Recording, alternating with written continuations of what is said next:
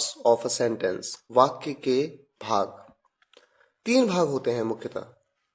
कौन कौन से 3 भाग हैं? Subject, verb, object. सब्जेक्ट जिसे हिंदी में कहते हैं कर्ता, वर्ब जिसे हिंदी में कहते हैं क्रिया, क्रिया यानी कोई भी काम, और ऑब्जेक्ट जिसे हिंदी में कहते हैं कारक। सबसे पहले बात करते हैं सब्जेक्ट की, कर्ता की। सब्जेक्ट वो होता है जिसके बारे में वाक्य में या तो बात हो रही हो या फिर वो जो किसी क्रिया यानी कार्य को कर रहा हो। Subject is the one whom or which we talk about or the one who performs an action। देखिए, किसी वाक्य में क्रिया होती है, किसी में नहीं होती है। किसी वाक्य में आप देखेंगे कि सब्जेक्ट कोई काम नहीं कर रहा, सिर्फ उस सब्जेक्ट के बारे में बताया गया है। तो एग्जाम्पल के तौर पे पहला सेंटेंस आपके सामने है, अयांश इज प्लेइंग। अयांश खेल रहा है। यहां पर सब्जेक्ट है अयांश, क्योंकि अयांश के बारे में बात हो रही है। और साथ ही साथ आप देखेंगे कि यहां पर अयांश एक क्रिया को कर रहा है और क्रिया है खेलना। दूसरा सेंटेंस है, यशी इज क्यूट। यहां पर किसके बारे में बात हो रही है? यशी के। तो सब्जेक्ट है यशी। अविरत इज अ नॉटी किड। अविरत एक शैतान बच्चा है। यहां पर किसके बारे में बात हो रही है? अविरत के। तो सब्जेक्ट है अविरत।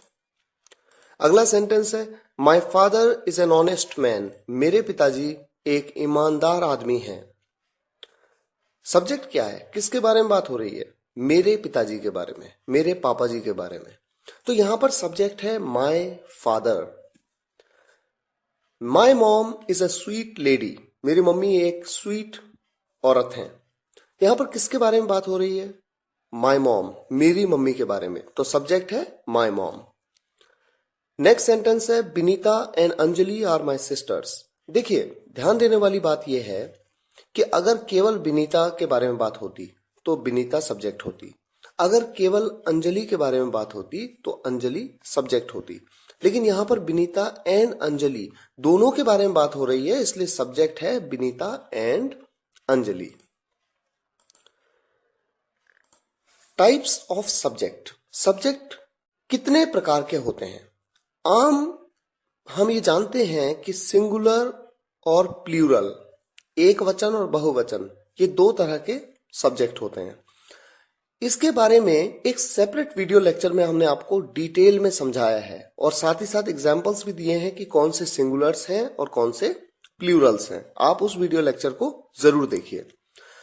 एक बात और, personal pronoun subjects, first, second, third person concept, ये बहुत ही इंपॉर्टेंट टॉपिक है। इस टॉपिक को जाने बिना आप कभी सही तरीके से हेल्पिंग वर्ब का यूज सब्जेक्ट के अनुसार नहीं कर पाएंगे। इस वीडियो लेक्चर को भी आप नेक्स्ट देखेंगे।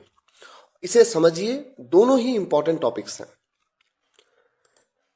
आइए अब नेक्स्ट टॉपिक पे गौर करते हैं, वो है वर्ब। वर्ब जिसको हम क्रिया कहते हैं। क्रिया यानी कोई भी काम।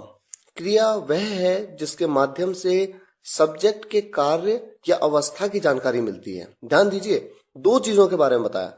सब्जेक्ट क्या काम कर रहा है या तो ये पता लगता है, और सब्जेक्ट की अवस्था की जानकारी मिलती है। अगर उस सेंटेंस में कोई काम नहीं हो रहा है तो भी कोई बात नहीं, कम से कम उस सब्जेक्ट की अवस्था यानी स्थिति की जानकारी मिलती है। तो हम इंग्लिश में से कैसे डिफाइन करते हैं? वर्ब डिस्क्राइब्स द एक्शन और the state of the subject. या तो एक्शन या फिर केवल स्टेट। स्टेट मतलब अवस्था या स्थिति। अवस्था या स्थिति का सीधा सा मतलब है कि सब्जेक्ट किस समय में, वर्तमान में, बीते हुए कल में या आने वाले कल में किस अवस्था में है या था या होगा। इस बात को आप एग्जाम्पल से समझ पाएंगे। आपके सामने देखिए एग्जाम्पल्स हैं। Ayansh is playing. अयांश खेल रहा है। ध्यान दीजिए, यहां पर सब्जेक्ट है अयांश। क्या काम कर रहा है? कोई काम कर रहा है या नहीं कर रहा है? हाँ, कर तो रहा है। क्या काम कर रहा है? खेलने का काम कर रहा है। तो प्ले, ये खेलना क्या है? ये क्रिया ही तो है। इस काम को कौन कर रहा है? सब्जेक्ट कर रहा है। तो यहां पर खेलने से ये पता लगा कि वो क्या काम कर रहा है? खेलने का। और कब कर रहा है? देखिए, इज लगा है। इज लगने से ये क्लियर है कि वो सब्जेक्ट प्रेजेंट में उस काम को कर रहा है, यानी आज की वर्तमान अवस्था में उस काम को कर रहा है। दूसरा सेंटेंस है अयांश इज 8 months ओल्ड। यहां पर अयांश कोई काम नहीं कर रहा है, सिर्फ उसके बारे में बताया गया है कि वो 8 महीने का है। यहां पर वर्तमान की अवस्था का पता चलता है कि आज वो 8 महीने ओल्ड है, 8 महीने का है। अगला सेंटेंस है अयांश वॉज 8 months ओल्ड। देखिए इस सेंटेंस में भी अयांश कोई काम नहीं कर रहा है, सिर्फ उसकी अवस्था यानी उसकी स्थिति के बारे में बताया गया है, लेकिन यहां पर वॉज का यूज किया गया है। वॉज एक पास्ट टेंस की हेल्पिंग वर्ब है, इसलिए बीते हुए कल की बात बताई गई है कि अयांश 8 महीने का था। और भविष्य के लिए हम यूज करते हैं Ayansh will be 8 months old. यहां पर अयांश कोई काम नहीं कर रहा, ये एक सिंपल सेंटेंस है जिसके बारे में आप सिंपल सेंटेंसेस चैप्टर में भी डिटेल में पढ़ेंगे। फिलहाल देखिए भविष्य के बारे में कही गई एक बात है, भविष्य की एक अवस्था के बारे में बताया गया है कि Ayansh will be 8 months old, Ayansh 8 महीने का होगा। देखिए क्रिया दो तरह की होती है, इसे समझना जरूरी है। एक तो है मुख्य क्रिया जिसे आप मेन वर्ब कहते हैं। यह क्रिया सब्जेक्ट के कार्य की जानकारी देती है, इससे आपको यह पता लगता है कि सब्जेक्ट क्या काम कर रहा है। जैसे कि आपने एग्जांपल में देखा था कि अयांश खेल रहा है, तो अयांश क्या काम कर रहा है? खेलने का। ये जो खेलना है ये एक मेन वर्ब है। मेन वर्ब के बहुत से एग्जांपल्स हैं, जैसे डांस नाचना, सिंग गाना, थिंक सोचना, रीड पढ़ना, राइट लिखना, प्ले खेलना, मिस याद करना। जैसे हम कहते हैं ना आई मिस यू, मैं तुम्हें याद करता हूं। मिस मतलब याद करना। फील महसूस करना। इसी तरह से एक तो आपने मुख्य क्रिया के बारे में पढ़ा। अब क्रिया का दूसरा प्रकार है सहायक क्रिया, जिसे आप इंग्लिश में कहते हैं हेल्पिंग वर्ब या कहते हैं ऑक्सिलरी वर्ब। सहायक क्रिया सब्जेक्ट की अवस्था या स्थिति के बारे में बताती है। वर्तमान में है, भूत में है या भविष्य में है, यानी प्रेजेंट में है, पास्ट में है या फ्यूचर में है, जैसा मैंने आपको एग्जाम्पल्स के माध्यम से बताया।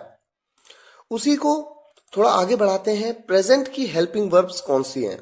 अगर आप सेंटेंस में इन हेल्पिंग वर्ब्स को देखेंगे तो आप बता सकते हैं कि हाँ ये सेंटेंस प्रेजेंट में बोला गया है। यहां पर है, हैं, हो, हूं का प्रयोग है।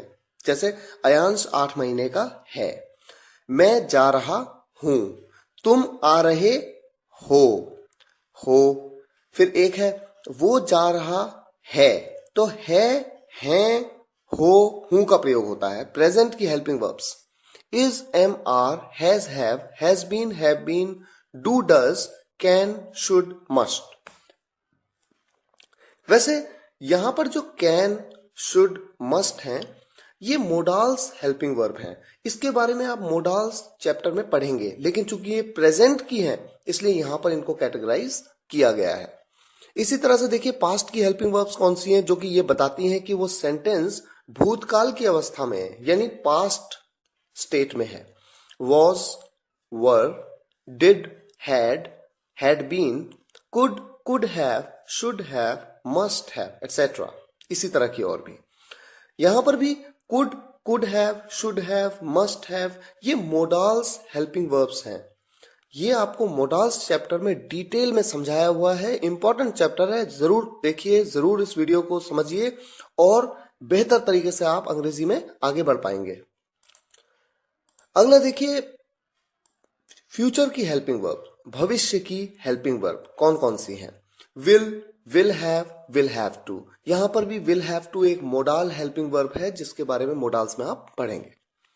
एग्जाम्पल के तौर पे आपके सामने कुछ एग्जाम्पल्स हैं। Anjali is playing guitar, Anjali guitar बजा रही है। यहां पर अंजलि है सब्जेक्ट, क्या काम कर रही है? बजाने का।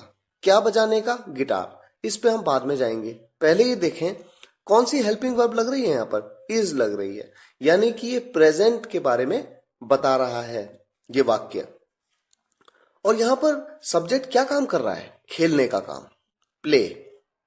लेकिन जब आप किसी इंस्ट्रूमेंट की बात करते हैं जैसे गिटार, सितार, पियानो, तो उन्हें खेलना मतलब उन्हें बजाना। तो यहां पर प्ले का मतलब एक्चुअली खेलना नहीं बल्कि बजाना है। दूसरा सेंटेंस है I was listening to music.